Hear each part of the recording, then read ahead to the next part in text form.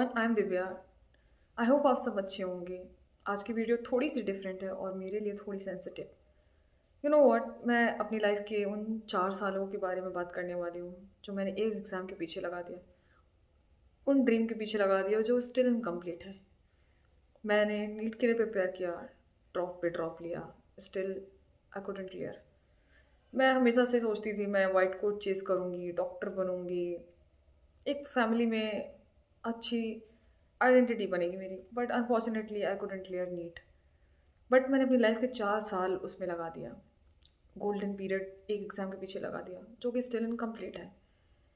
मेरे साथ ऐसे बहुत सारे बच्चे होंगे जिन्होंने थर्ड ड्रॉप लिया होगा, फोर्थ ड्रॉप लिया होगा, but the most important question is arise, what next? What next? अब करना क्या है? जब हम लोग प्रिपरेशन स्टार्ट करते हैं ना, दिमाग में एक ही चीज़ रहता है, एमबीबीएस करेंगे, ओनली एमबीबीएस करेंगे। यार एमबीबीएस के नीचे वो भी पहले तो हम इनिशियली एम सोचते हैं, उसके बाद फिर सोचते हैं चलो यार कोई नहीं, एक आध दो ड्रॉप के बाद हो जाता है कि हम जीएमसी, कोई जीएमसी मिल जाए।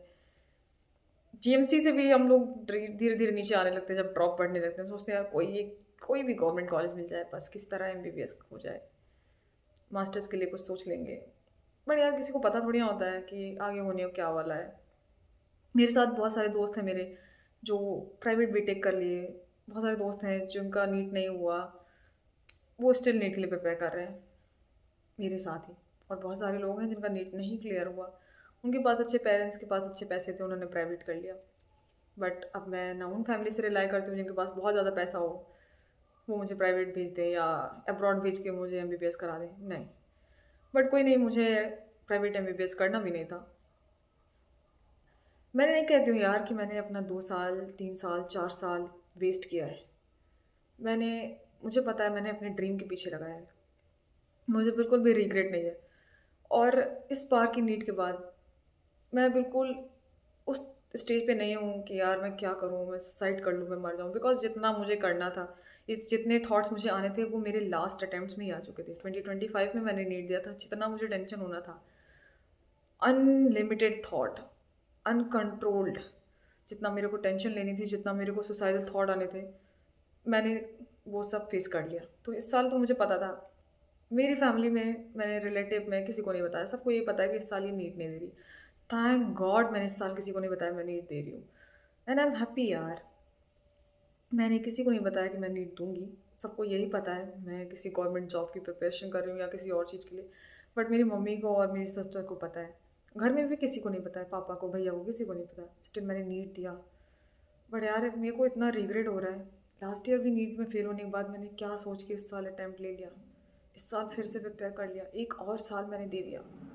मेरे घर पे स्ट्रांगली मुझे बोला गया था लास्ट ईयर कि अब तुम नीट नहीं दोगी, बट स्टिल मैंने नीट दिया। हर बार नीट के बाद सिर्फ मार्क्स नहीं कम होते थे, मेरा कॉन्फिडेंस भी कम होता था। बट फिर भी किसी तरह खुद को कंट्रोल करके, खुद को संभाल कर मैं सोचती थी नहीं यार कर लूँगी, करते हैं।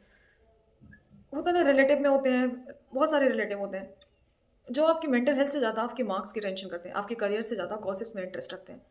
तो मेरे साथ भी ऐसे बहुत सारे लोग हैं, मेरे आसपास भी ऐसे बहुत सारे लोग थे।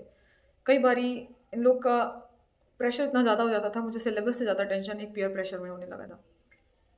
मैं फैमिली को बिल्कुल भी ब्लेम नहीं करती हूँ, बिकॉज उनकी एक्सपेक्टेशंस होती हैं, वो हमारे लिए बहुत ज़्यादा हार्ड वर्क करते हैं। जितना मेहनत मैं करती थी पढ़ने में, उतना ही मेरी मॉम भी करती थी। वो काम पूरा करती रहती थी पूरे दिन में, कितनी भीड़ हो, कितने लोग आ रहे हैं, कितने लोग जा रहे हैं, डजेंट मैटर, मुझसे कोई मतलब नहीं रहता था। वो मुझे कुछ नहीं बोलती थी, मैं लाइब्रेरी जा रही हूँ, मैं घर पे पढ़ रही हूँ, वो मुझे कभी भी नहीं रोकती थी, क्योंकि उनका भी ड्रीम बन चुका था। अगर एक बच्चा प्रिपेयर कर रहा होता ना, तो उनकी पेरेंट्स, उनकी जो मम्मी होती है, उनके जो पापा होते हैं, उनका वो ड्रीम बन जाता है। बच्चे से ज़्यादा शायद वो सोचने लगते हैं। मुझे अगर कोई चीज़ किल करता है तो मेरी मॉम का वो साइलेंट, जिस अकॉर्डिंग वो साइलेंटली कुछ नहीं बोलती हैं। मेरे पापा का वो साइलेंट, जो कुछ भी नहीं बोलते हैं, जो स्टिल बोलते हैं कोई बात नहीं, कोई बात नहीं, अभी कुछ और कर लो, मेरे पास तो भी चांस है। तो पर यार जो लोग कहते हैं ना कि पढ़ा नहीं होगा, मेहनत नहीं किया होगा, काम नहीं किया होगा, ऐसा कैसे कह लेते हैं यार? कॉन्फिडेंस कैसे आते हैं ये लोग इतना बोलने का? किसी को राइट नहीं होता इतना बोलने का। एक बच्चा जो ऑलरेडी मेंटली इतनी बुरी तरह सफ़र कर रहा होता है, एग्जाम से फेल हुआ रहता है, अपने लाइफ के 3-4 साल देकर स्टिल रिग्रेट में होता है, उसको किसी को राइट नहीं है इस तरह से बोलने का। कोई ऐसा नहीं है जो पढ़ता नहीं है। 22 लाख की भीड़ होती है यार, 22 लाख स्टूडेंट्स पेपर देते हैं। कोई किसी को कैसे जज कर सकता है? मैं अपनी किताबें देखती हूँ, इतनी बुरी हाल में हो चुकी हैं पढ़-पढ़ के। मेरा बैड डक है, मेरी कमियाँ एक्सेप्ट, मैंने कुछ किया, कमी की होगी जिसकी वजह से नहीं हुआ। बट ऐसा नहीं कि मैंने काम चोरी की, ऐसा नहीं मैंने कंसिस्टेंसी नहीं रखी।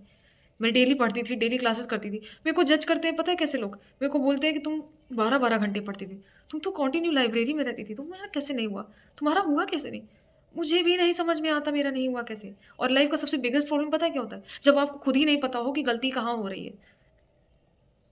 फेलियर होने पे, फेल होने पे ही आपको रियलाइज़ होता है कि ओह! मैंने यहाँ गलत किया, ओह! मेरी गलती यहाँ थी, मैंने टेस्ट नहीं लिखा, मैंने एनालिसिस नहीं किया। भाई मैंने 4 साल में 4 अलग-अलग गलतियों को सुधारा है, बट स्टिल कहीं न कहीं गलती रह ही गई है ना, तभी मेरा नहीं हुआ है। बट यार किसी को राइट नहीं है ऐसे उल्टे-सीधे बात करने का, ऐसे लोगों को बोलने का, जो लोग बोलते रहते हैं। मैं यार किसी को ब्लेम नहीं कर रही हूँ, बट तुम लोग भी किसी बच्चे को ब्लेम मत करो। मैंने फ़ील किया है, मैं इतना गंदा सफ़र की हूँ इन सब चीज़ों की वज़ह से, मुझे गंदे-गंदे थॉट्स आ रहे हैं। वो जो बच्चे कोटा में सुसाइड कर लेते हैं ना, वो इसलिए नहीं सुसाइड कर लेते क्योंकि उनका एग्ज़ाम नहीं क्लियर हुआ, क्योंकि उन्होंने मेहनत नहीं की। वो इस प्रेशर के डर से सुसाइड कर लेते हैं क्योंकि उनको पता है कि यार लोग हज़ार सवाल करेंगे। वो उस हज़ार क्वेश्चन के लिए रेडी नहीं होते। ऑलरेडी नीट के लिए हज़ार क्वेश्चन प्रैक्टिस करने के बाद, नीट के बाद वो हज़ार फिज़िकल क्वेश्चन के आंसर करना बहुत टफ़ होता है। और प्लीज़ जो वीडियो मेरी देख रहे हो ना, अगर आप एक एस्पिरेंट नहीं हो, अगर आप एक पेरेंट्स हो तो प्लीज़ किसी को जज करना बंद करो यार। और यार ये जो बड़ी-बड़ी कोचिंगें होती हैं ना, जितनी भी कोचिंगें हैं, जितनी भी जो भी एग्ज़ाम की प्रिपरेशन कराती हैं, आई डोंट केयर, वो अपने एग्ज़ाम की प्रिपरेशन करा देती हैं। वो अपने कोचिंग की अपने सिलेबस की, अपने टेस्ट की, एग्ज़ाम में आने वाले क्वेश्चंस की हज़ारों क्वेश्चन की प्रिपरेशन करा देते हैं, हज़ारों क्वेश्चंस की प्रैक्टिस करा देते हैं कि किसका सवाल कैसे आंसर करना है, कौन से क्वेश्चन का क्या आंसर होने वाला है। बट वो कभी भी नहीं बताते कि एग्ज़ाम के बाद आप अगर फेल हो जाते हो, तो जो हज़ार क्वेश्चन आने वाले हैं, उनको कैसे फेस करना है। क्यों कोई सुसाइड कर लेगा? कोई इतना बड़ा कदम क्यों उठाता है? जस्ट बिकॉज़ क्योंकि उन क्वेश्चंस की प्रैक्टिस तो उनके पास होती ही नहीं है ना। उनको नहीं पता होता है इन क्वेश्चंस के आंसर कैसे करना है, इनको कैसे टैकल करना है। हम सिलेबस की प्रॉब्लम्स को सॉल्व करना सीख जाते हैं बट लाइफ़ की प्रॉब्लम्स को सॉल्व करना बिल्कुल भी नहीं सीखते। कोई नहीं सिखाता और ये सीखते हैं अगर हम तो एक्सपीरियंस से सीखते हैं। बहुत लोगों में ऐसी कम पावर होती है कि वो सब कुछ फेस कर पाएँ। आई कैन फ़ील यार जो बच्चे से डिस सुसाइड कर लेते हैं कोटा में यार। मेरे को भी पहले लगता था कोई कैसे सुसाइड कर सकता है? यार सुसाइड जैसा बड़ा कदम नहीं उठाना चाहिए। इतना बड़ा स्टेप नो, आई थिंक कुछ और कर लेना चाहिए, ये कर लेना चाहिए, वो कर लेना चाहिए। मेरे दिमाग में भी पहले ऐसे ही आता था। बट धीरे-धीरे मुझे फ़ील हुआ कि नहीं ये प्रेशर बनता कैसे है? बच्चा इतना बड़ा स्टेप लेता कैसे है? कोई भी एक नॉर्मल इंसान इतना बड़ा स्टेप लेता कैसे है? बिकॉज़ हमारे पास कोई प्रैक्टिस नहीं होती ना उन क्वेश्चन्स के आंसर की जो हमें बाहर फिज़िकल लोगों को आंसर करना होता है। हम तो हमेशा प्रैक्टिस करते हैं उन प्रॉब्लम्स की जो हमारे एग्ज़ाम में पूछने जाने वाले हैं। उन प्रॉब्लम्स की प्रैक्टिस ही कभी नहीं किए जो हमसे बाहर किए जाने वाले हैं, जो हमारे सामने आने वाले हैं, जो हमसे क्वेश्चन करने वाले हैं, जो रिलेटिव, फ्रेंड्स, फैमिली, फालतू के ऐसे अरे-गहरे लोग जो पूछने वाले हैं, उनका आंसर कैसे करना हमें पता ही नहीं होता है। Thanks for watching this video यार। मुझे पता है अगर आप लोग रिलेट कर पाए होगे तभी ये वीडियो पूरी देख रहे हो, अदरवाइज़ नहीं। क्योंकि सबकी सिचुएशन सेम नहीं होती। मेरे जैसे बहुत सारे लोग होंगे जो सफ़र कर रहे हैं, मेरे से वर्स्ट सफ़र करने वाले भी होंगे, मुझसे कम सफ़र करने वाले भी होंगे। मुझे पता है अभी भी आप लोगों के दिमाग में बहुत सारे सवाल होंगे यार, एक बार और अटेम्प्ट कर लेते हैं, एक बार और नीट दे देते हैं। यार नीट बिल्कुल अनसर्टेन एग्ज़ाम है, अनप्रिडिक्टेबल, क्या हो जाए। और अगर आप डिसाइड भी कर रहे हो ना एक और अटेम्प्ट, तो मुझे लगता है एक बैकअप एग्ज़ाम लेके चलो। अगर आप बीएससी का फॉर्म नहीं डाले तो वो फॉर्म भी डाल दो। मुझे लगता है यार कुछ ना कुछ करते रहना चाहिए बिकॉज इतना टाइम, इतने अटेम्प्ट्स, कल को अगर आपका अनफॉर्चुनेटली नहीं होता है नीट में तो आप कम से कम एक एमएससी एंट्रेंस के लिए एलिजिबल रहो। ये एक बहुत अच्छा बैकअप आइडिया है, ये आपको हमेशा कंसिडर करना चाहिए।